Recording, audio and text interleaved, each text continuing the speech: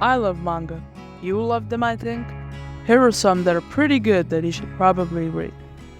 You start off the manga with Tsubasa waking up in a hospital bed surrounded by a loving family who are all relieved that he's finally woken up. But he doesn't remember them. He doesn't even remember himself. And I know what you must be thinking right now. Oh man, another amnesia story. But just wait, this is different, I promise. So the whole family has got amnesia, which they got from a car accident on a trip together, and now they've got to get their memories back. They all gradually introduce themselves to each other and try to warm up to one another and make up these imaginary vacations that they went on as a family, basically being a happy family until they walk in on their old home. It's a mess, but hey, they've been gone for so long, it's bound to be dirty, isn't it? Nothing a good cleaning can fix, right? Let's just go to our rooms.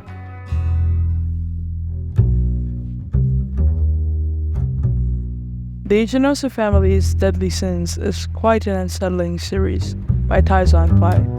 This series has got twists and turns built within twists and turns, and the art is really unique. The best way I can describe this manga is like an onion. It's got layers to it, and the more you peel back, the more you get at the actual core and the message that the author is trying to convey. I personally loved Taizan Pai's previous manga, Takopi's Original Sin, over this one, but I do believe this is going somewhere, and I trust the vision. This next manga starts with Jun, a policeman arriving at a huge mansion. He's here because this mansion belonged to a man who bought the house 20 years ago, and the mansion has been empty for a couple of years, and so some guys broke in. But isn't the house too well kept? Hell, even the electricity is on. Jin goes throughout the house, examining the belongings, and then comes across a kid's room. It's even got paintings. The guy lived alone, but he had kids. He then discovers a basement along with some movies, but then he finds a DVD with a completely black cover and no title, and he knows exactly what type of movie that is, and so he does what every sane person would.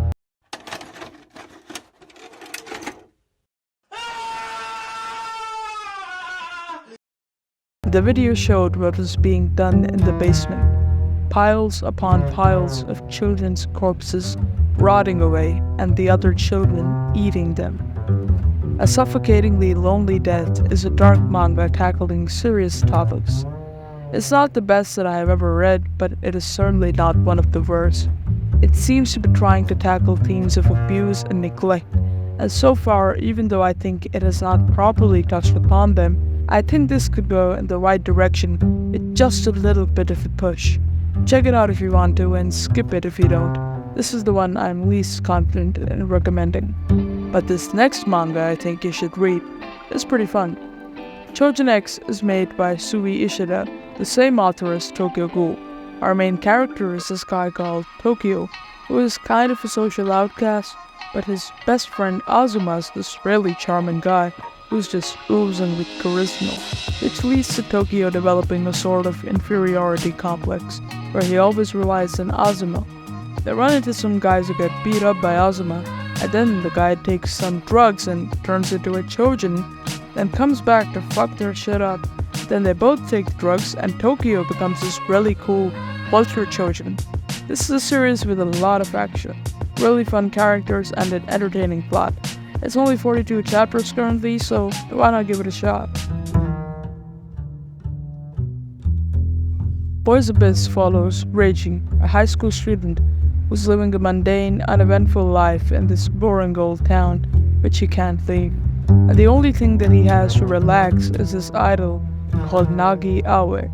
The story takes a turn when we learn that Nagi is in this town, and Reiji and her decide to unalive themselves together. Boys Abyss is an unsettling manga that I read in a single day, and it kept me hooked throughout the majority of its run. There are some good plot points, and the mangaka really made me obsessed with Nagi. Reiji is a guy who just can't catch a break. He gets suffering thrown at him from all corners, and every person in his life seems to make things worse and worse for him. Many times I found really disgusting and downright wild things in this story. Yet I kept on reading. I just couldn't stop. I don't know why, but this series is really addictive.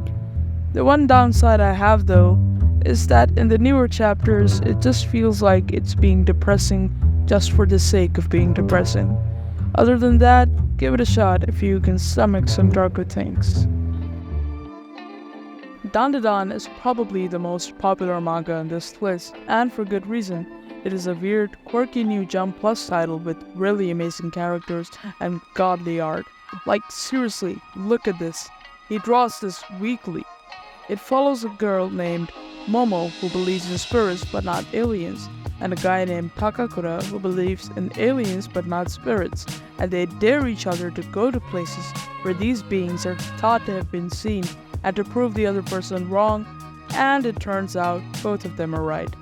Dandadan is a weirdo series with a world where both aliens and spirits coexist, where Gundams and kaijus exist, where Beethoven and Mozart have giant frickin' heads, and it excels at this.